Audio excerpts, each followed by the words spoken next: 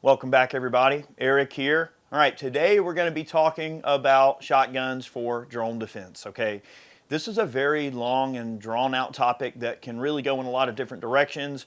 I'm not going to spend a lot of time talking about all the different drone technologies because that would require a lot of time. We're mainly going to be talking about the types of drones that can be shot down with shotguns. I mean, there obviously are many types of drones that it would be very difficult to shoot down with something like a shotgun. The war in Ukraine has shown us that there's a lot of really crazy things going on over there with drones. And without getting into a ton of detail, let's just say that there are drones that drop mortars and hand grenades and things like that on unsuspecting soldiers.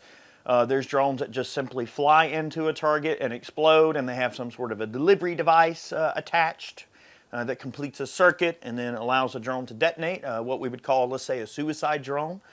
Okay, there are large drones that use actual motors and can fly really long distance and are made for taking out, tanks and other vehicles and attacking infrastructure and attacking command posts, sniper hides, et cetera, blowing up artillery pieces, you name it.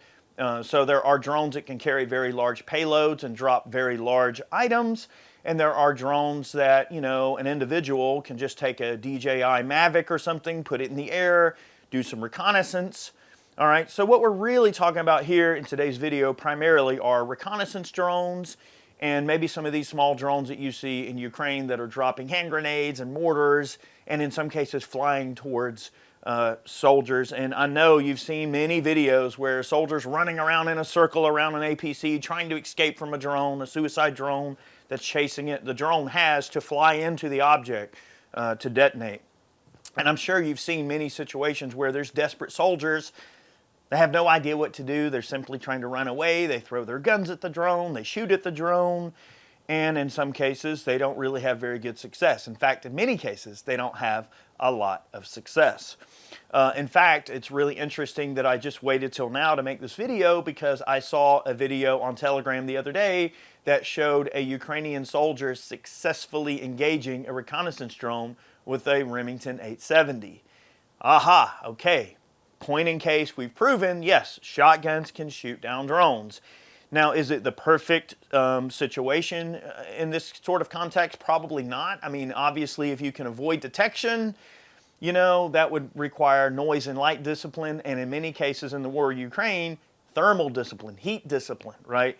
Don't smoke cigarettes, don't, look, they can see your pee, they can see your smoke, they can see your fire, anything you make, your heat signature from your body. So they have drones that have thermals that can see at night, which that's a scary idea. And some of these thermals can actually drop things at night as well in complete darkness. That's a very scary aspect. So not only is noise and light discipline now always been a crucial aspect, but now heat discipline is very much an important aspect.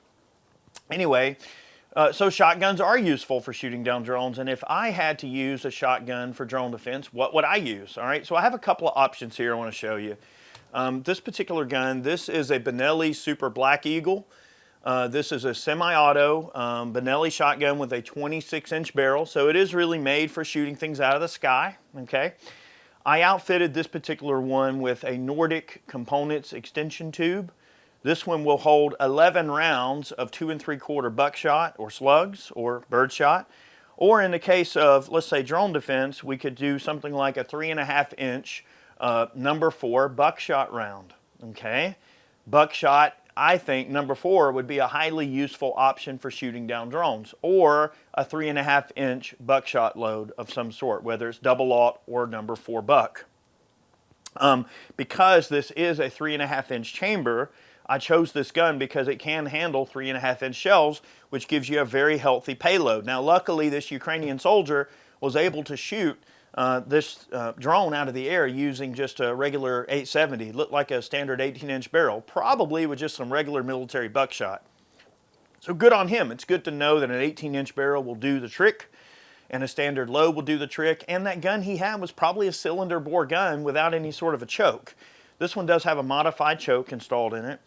And this gun will hit hard and with some decent distance.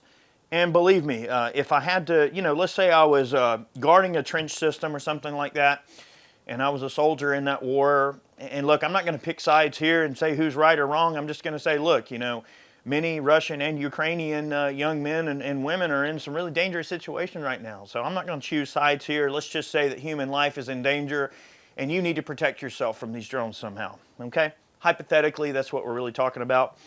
I think if I were guarding a trench system or something, if I was manning a machine gun or something, or if I was just guarding an AO and I had my lane I had to watch over, I would definitely be near this thing and have it, you know, loaded and ready to go right in front of me. You know, you got your Kalashnikov, you got your machine gun, your grenade launcher, whatever you're using. All right, a drone flies in, boom, you can grab this thing and get up at it and lay down some hate. And the thing is with a semi-auto, you got fast follow-up shots, and with the long barrel, you got good velocity, and with the extended magazine tube, you get good capacity.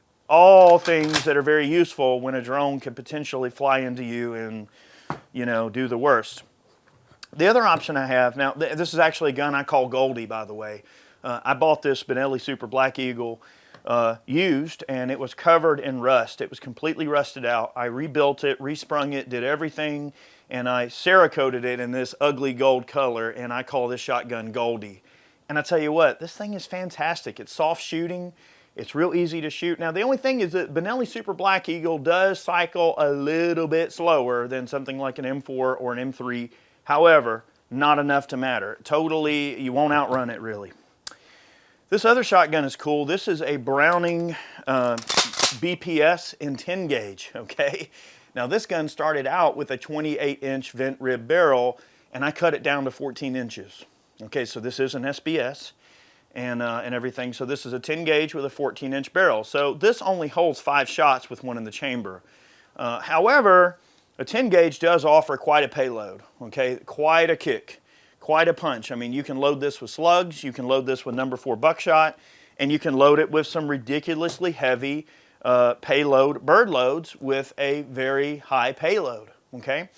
So a 10 gauge, now the difference between this 26-inch semi-auto Benelli Super Black Eagle and this Browning BPS is that, okay, now if I were concerned about personnel in the trench with me, now this 10 gauge is going to offer quite a punch. Now if I had to, you know, defend a trench system and I wanted to use a shotgun, now this thing right here is gonna pack a punch, okay? 10 gauge is gonna knock someone down, gonna have plenty of power, and then also you've got a big spread with lots of pellets if you need to shoot a drone out of the air.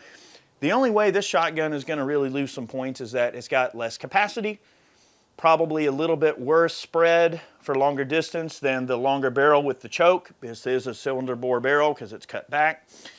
And also, you know, it is a little heavy and ungainly. It does kick a little harder. However, it is a lot of power. And in a shotgun, this probably represents the, you know, most power you're going to get in a shotgun without getting into an 8-gauge kiln gun or something like that. Now, I digress.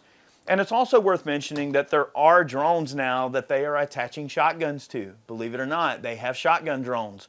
And these drones are not intended for harassing personnel on the ground. These drones are intended for hunting other drones. So beyond small arms versus drones, I mean, many Ukrainian and Russian soldiers are shooting at these drones quite unsuccessfully with their Kalashnikov rifles. Many of the drone takedowns that have occurred with small arms have been with shotguns. So that's why I wanted to show these shotgun options. But they have drones that hunt other drones now. They have electronic warfare systems that can disable certain drones. They have net guns that can capture these drones with nets and things like that. So there are those options as well. But I think if I could offer any advice to someone who needs to protect themselves from a drone, I think one would be to avoid detection completely and not be seen in the first place. That's your best defense, is to not be seen by these things. And two, you know, maybe have a trench system network that has a lot of turns in it. If a drone flies towards you, you can kind of duck behind and try to escape quickly, or make a quick move in one direction or the other and, you know, maybe try to escape this thing. I would honestly say that shooting these things down should be a last resort.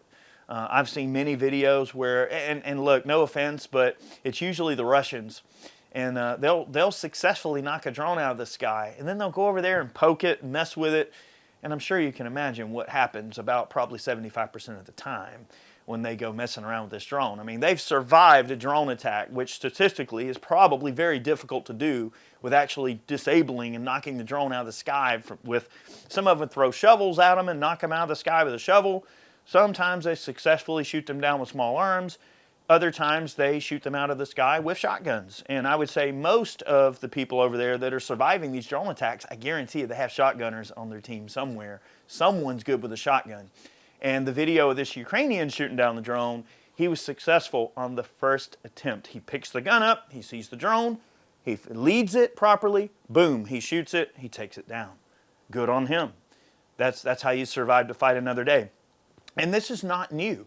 Using shotguns to shoot at things moving in the air was used really early on. In World War II, we trained our airmen on how to operate anti-aircraft guns by training them on Browning A5s to shoot at moving targets. So shotgunnery has always been an important part of military skill set that I feel, up until recent years has gone the way of the dodo. And I hope that our military invests much more time in training soldiers on how to shoot drones out of the sky with shotguns. Now, is that really the most optimal situation you should be looking to? No, you should, maybe we have better drones that can seek their drones out and destroy them, or electronic systems that can see the drone at a distance and stop it and, put it down to the ground or disable it, make it fall out of the sky. So I know we're going to have electronic warfare systems and we're going to have other measures beyond just regular shotguns. But right now, as things stand, for the average guy in the field, just your average grunt, a good shotgun is going to be about your best bet. So that's why I wanted to make this video to talk about it. Some folks have been asking me, hey, Eric, what would you choose, as a drone defense shotgun? And here are my two submissions to the overall idea. And I'm considering primarily the war in Ukraine, urban combat, trench warfare, so that gives you a couple of options. The 10 gauge has a great payload. The Benelli has fast follow-up shots, good capacity, and you get the bonus of, if you want to run 2 3/4, you can run 11 shells in this thing. So if you are defending a trench system and you want to run some buckshot, maybe you're not worried about having the extra reach of the 3.5-inch Magnum shell, you can run 2 3/4 and have a lot of follow-up shots. Maybe these drones are attacking in conjunction with a wave attack of troops and they're coming in and you need to sling some buckshot at someone outside your trench. I mean, look, I'm just kind of saying that this is a great tool to have in the arsenal. Okay, now your average guy on the ground may not have access to an auto-loading 26-inch shotgun. I get that. I've seen a lot of videos of over and under shotguns, pump shotguns. I think many soldiers are just running whatever the heck they can find that's better than trying to engage a drone with a Kalashnikov rifle. So anyway, there's my 2 cents. I hope you enjoyed today's video. Let me know, what would you use to try to shoot a drone down?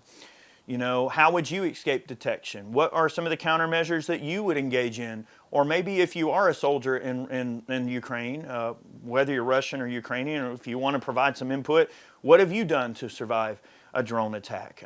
If you can even talk about it, let us know. What have you done to survive these drone attacks? So anyway, I think this is an important thing to kind of keep in the back of your minds, because drones are becoming a much more prevalent and scary aspect of modern warfare. And these drones will also begin to be used in the United States. We're already seeing drones be used for reconnaissance and surveillance, and they have police drones now that are snooping on people. And some people have their thoughts about whether or not that's warranted or not. And look, it starts with that. It starts with surveillance, and then it starts with weaponizing these drones. So that's my concern, is that these drones will be turned against our own people. And I feel also that everyday people need to keep in the back of their mind that these things exist and be prepared to deal with them accordingly. Thank you so much for watching today's video. Many more on the way, and we'll see you soon.